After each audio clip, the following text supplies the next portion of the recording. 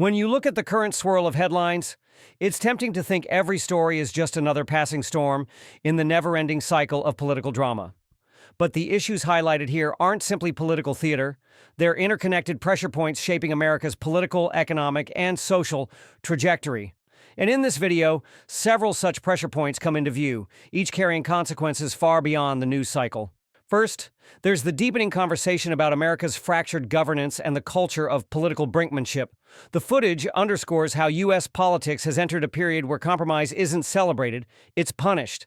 The polarization between Democrats and Republicans has hardened into something less like a rivalry and more like a structural stalemate. Legislation is no longer just about policy. It's a zero-sum game where one side's win is automatically framed as the other side's loss, regardless of the content or the impact on citizens. This is not just a Capitol Hill problem, it's a cultural shift. It trickles down into state politics, local elections, even school boards. The video's discussion brings that into sharp focus, especially in how leaders are incentivized to perform for their base rather than negotiate for the country. Then there's the question of how international relationships are being leveraged or weaponized for domestic political gain. From economic alliances to foreign policy posturing, you can see a pattern. Leaders using international optics to bolster domestic narratives. This isn't new, but the stakes are higher now. In a multipolar world where China, the EU, and other rising powers are challenging U.S. influence, the cost of turning diplomacy into a partisan prop can be devastating. The video raises concerns about how these public displays, be they trade disputes, symbolic toughness against rivals, or sudden diplomatic pivots, often play better in short-term political theater than in the long-term strategy the U.S. actually needs.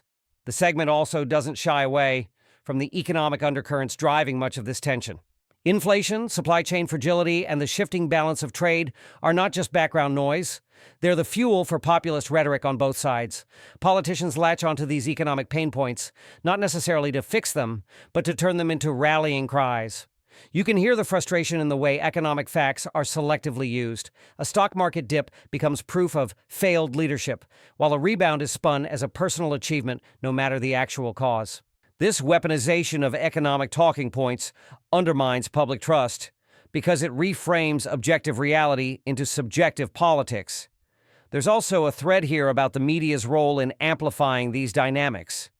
The video shows how quickly a comment, a post, or even a gift, yes, something as trivial as a symbolic item, can explode into a multi-day news cycle.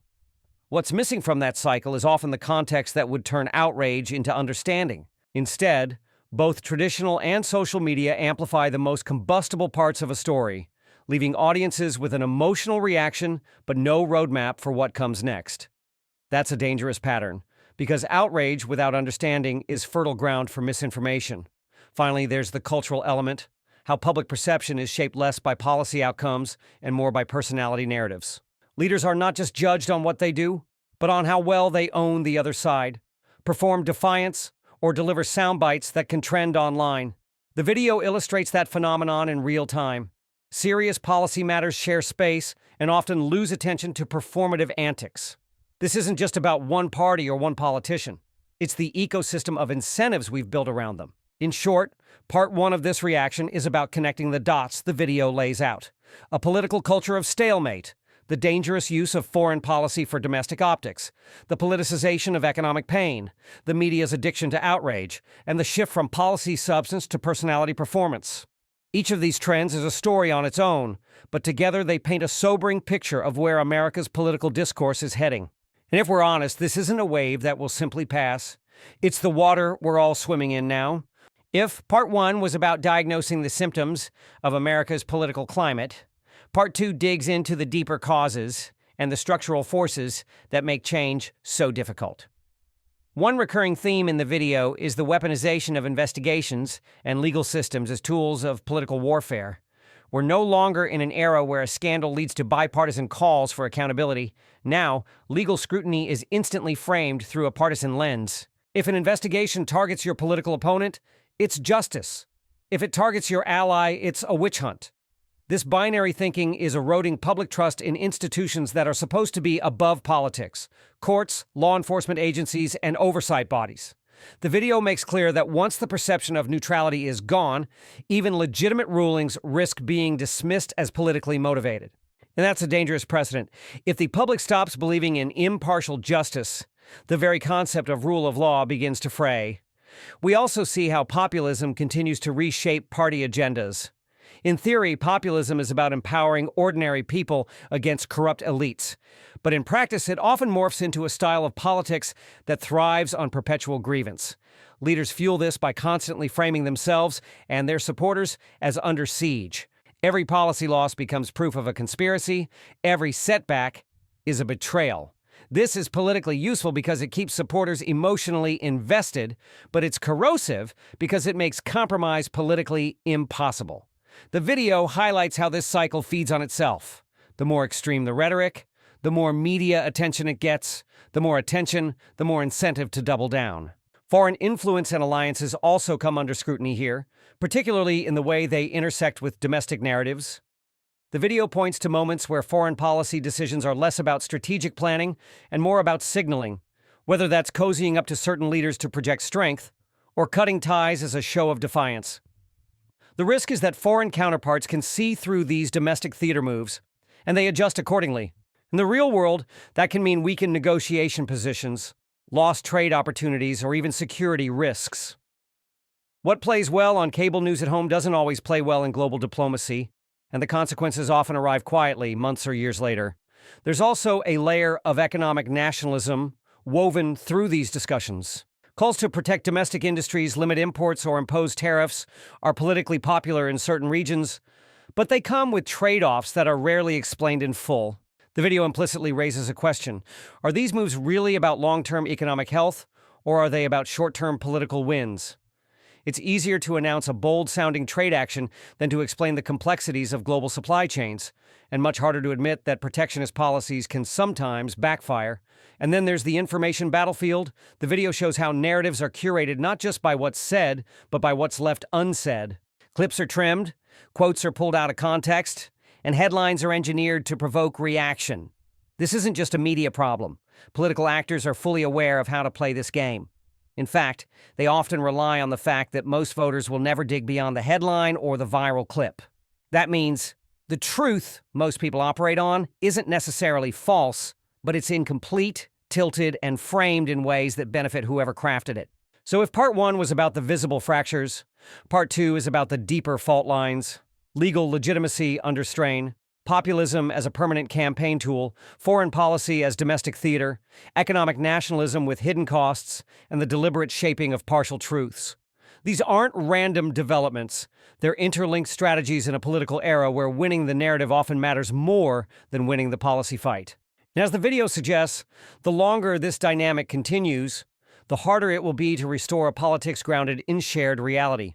The focus here is on the personalities driving the system and how individual ambitions can warp entire political ecosystems. One striking point in the video is the way certain political figures treat public office as a personal brand platform. Every appearance, every statement, every policy position is filtered through the question, how does this make me look? This brand-first mentality creates a dangerous incentive structure. Governing becomes secondary to performance.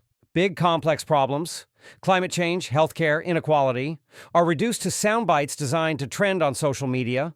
The video shows examples where high-stakes issues were reframed into theatrical moments meant to energize a base, even if it meant oversimplifying or ignoring inconvenient facts. The result is a politics that rewards spectacle over substance.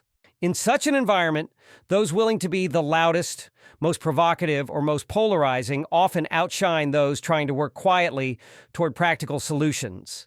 And because media algorithms thrive on outrage, this dynamic isn't going away anytime soon. The video also examines the role of loyalty, both demanded and given, in shaping political careers. Loyalty here doesn't mean adherence to shared principles, it means personal allegiance to a leader. Once that becomes the main currency, dissent is punished and opportunism flourishes.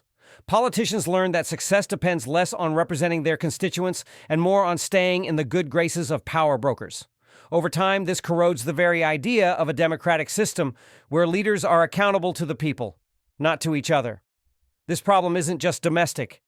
These internal loyalty games can spill into foreign relations. Alliances or rivalries may be shaped not by long-term strategic interests, but by how foreign leaders treat a specific political figure. If they flatter, they're rewarded. If they criticize, they're sidelined. This personalization of diplomacy risks alienating allies, emboldening adversaries, and making foreign policy unpredictable. And then there's the money, campaign donations, super PACs, and the ever-expanding world of political fundraising. Large donors aren't giving millions out of pure civic duty. They expect access, influence, and favorable policy. When political survival depends on that pipeline of cash, leaders are forced into a balancing act. Appear populist for the voters while quietly serving the interests of those writing the checks. Underlying all of this is the erosion of truth as a shared foundation. When leaders make a habit of denying facts, shifting blame, or rewriting history, they don't just protect themselves, they actively train their supporters to reject inconvenient realities. This creates a feedback loop. The more a leader lies, the more their supporters defend them, and the more disconnected the political conversation becomes from objective truth.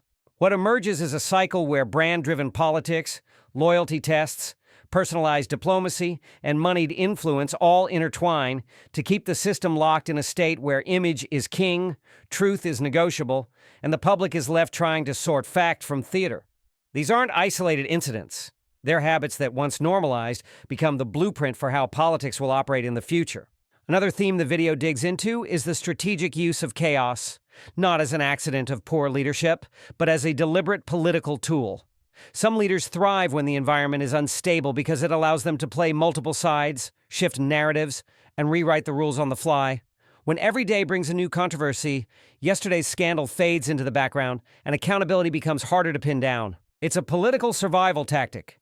Keep the headlines spinning fast enough, and the public never has time to focus on one damaging issue for too long. But chaos isn't just a distraction. It's also a test of control. By pushing institutions to the breaking point, these figures can see who remains loyal under pressure and who cracks. Courts, legislatures, agencies, they all have limits, and when those limits are tested repeatedly, cracks begin to form.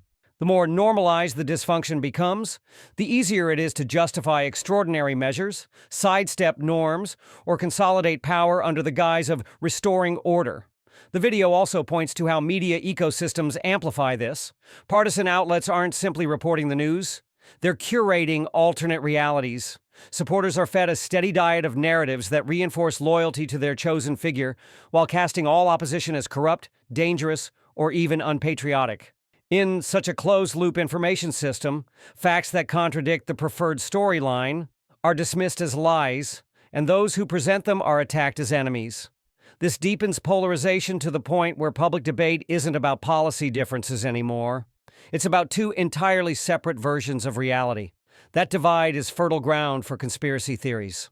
The video shows how these theories aren't always grassroots creations. Sometimes they're seeded or amplified by the very people in power.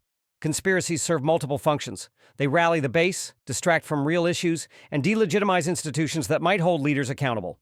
Once enough people buy into them, any attempt to counter with evidence is seen not as clarification, but as proof of a cover-up. Meanwhile, behind the noise, there's often a quiet reshaping of the political landscape. While the public argues over the latest outrage, key positions are filled with loyalists, rules are rewritten to favor those in charge, and watchdog agencies are weakened.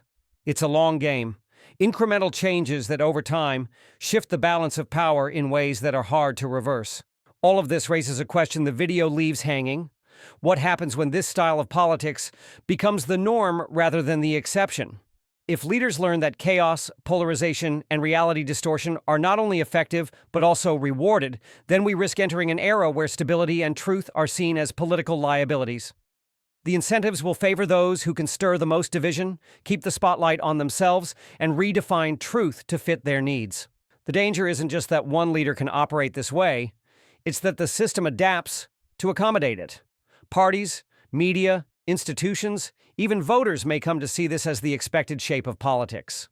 And once that shift is complete, the idea of governance as a serious, steady responsibility could feel like a relic of a different age. The closing arc of the video circles back to a sobering reality.